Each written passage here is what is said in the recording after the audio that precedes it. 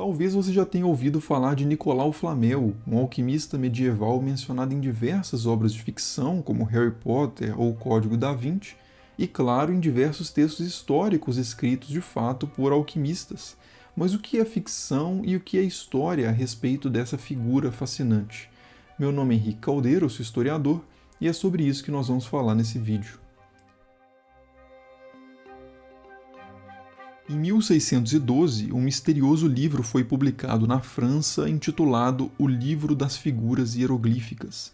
A obra era assinada por um tal Nicolau Flamel, que teria sido um escrivão e mercador de livros de Paris, nascido séculos antes, em 1330.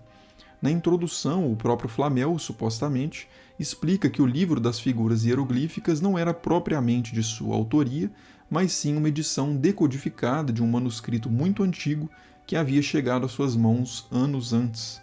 A obra original, nas palavras de Flamel, era, abre aspas, um livro dourado muito antigo e grande, todo gravado com letras e estranhas figuras. Intrigado por aquele volume, Flamel, que também era um estudioso dos escritos dos antigos filósofos, deu início a uma missão de desvendar o segredo daquela obra. Flamel mostrou o manuscrito à sua esposa Pernelle, aos amigos e chegou a replicar os emblemas do livro pela cidade, mas não teve nenhum sucesso. Em vez de desanimar, a obsessão de Flamel pelo livro só cresceu, ao ponto em que Flamel decidiu abandonar temporariamente seu ofício e partir em viagem na direção da Espanha, em busca de alguém que pudesse ajudá-lo. Mais uma vez, as expectativas de Flamel seriam frustradas. No entanto, no retorno a Paris, no famoso caminho de Santiago de Compostela, Flamel conheceria um homem chamado Canche, ou Mestre Canche, um médico e alquimista judeu que não só compreendia os segredos do livro, como também estava disposto a ensiná-los a Flamel. Os dois continuariam a viagem juntos a Paris, avançando aos poucos pelo caminho e pelas páginas do livro. Próximo à chegada, Mestre Canche seria acometido por uma doença misteriosa e acabaria não resistindo. Mas por sorte, àquela altura, Flamel já havia aprendido o suficiente para se aperfeiçoar por conta própria na arte secreta revelada pelo livro, a transmutação dos metais. Em Paris, junto à sua mulher, Flamel teria conseguido operar 3 transmutações bem-sucedidas, transformando primeiro mercúrio em prata e em seguida produzindo ouro artificialmente.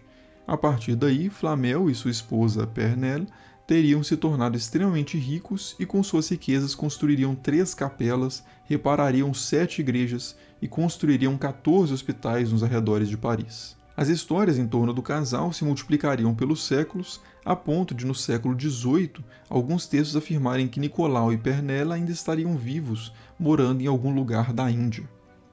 Bom, essa história toda consta na introdução do livro das figuras hieroglíficas. Mas o que é de fato esse livro? Como eu disse, esse livro aparece pela primeira vez que nós temos notícias em 1612 e está dividido em 3 capítulos, num total de 21 folhas.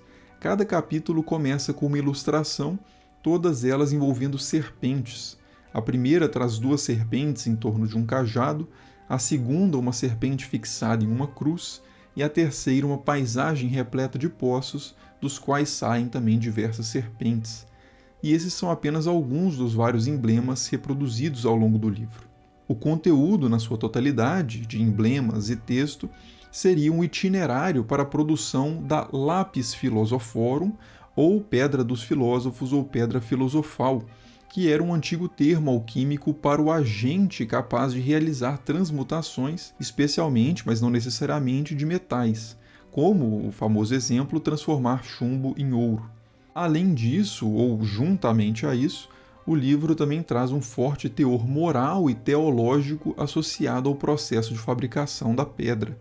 Segundo o autor do livro, a obra máxima alquímica, a Pedra Filosofal, seria capaz não apenas de proporcionar grande riqueza, mas também, e isso é ainda mais importante, de remover de seu possuidor, abre aspas, a raiz de todo o pecado, isto é, a cobiça, tornando-o generoso, gentil, piedoso, religioso, temente a Deus, independente de quão mal ele fosse antes. Segundo o autor do livro, supostamente Flamel, os hieróglifos ou emblemas do manuscrito também revelariam segredos sobre o dia do juízo final, e a figura de Cristo também aparece com frequência no livro, chamado às vezes de a Pedra Branca ou o Elixir Branco, em alusão à obra alquímica. Agora, dito tudo isso, o que seria possível dizer historicamente sobre essa coisa toda? De fato, Nicolau Flamel certamente existiu.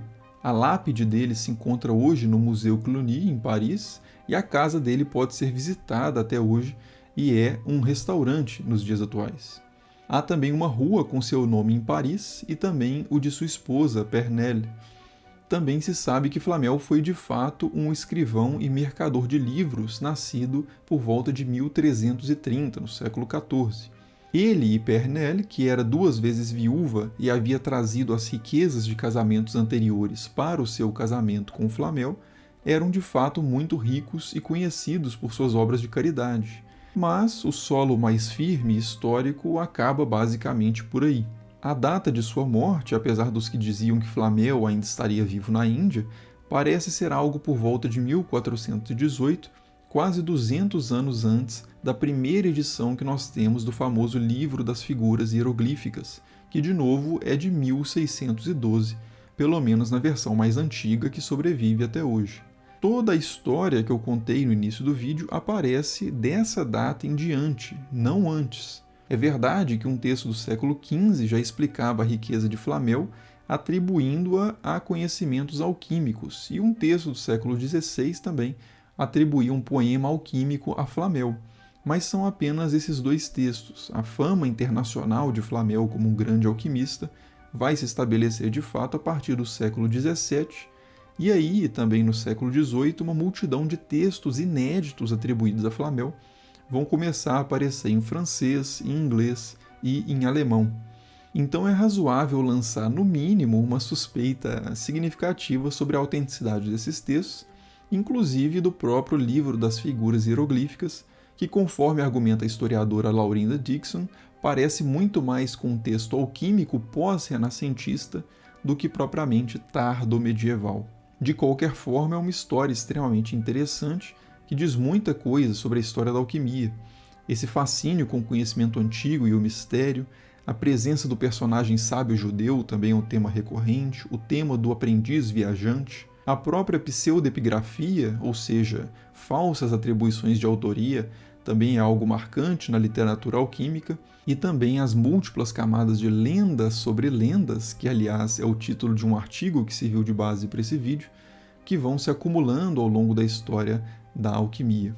Bom, mas enfim, se você se interessa por história da alquimia e gostaria de ter uma visão panorâmica sobre o assunto, da antiguidade aos tempos modernos, eu vou deixar o link do nosso curso História da Alquimia, das origens greco-egípcias ao século de Newton, na descrição do vídeo e também no primeiro comentário fixado aí embaixo. Como sempre, muito obrigado por assistir, deixe seus comentários aí embaixo para a gente seguir essa conversa e até o próximo vídeo.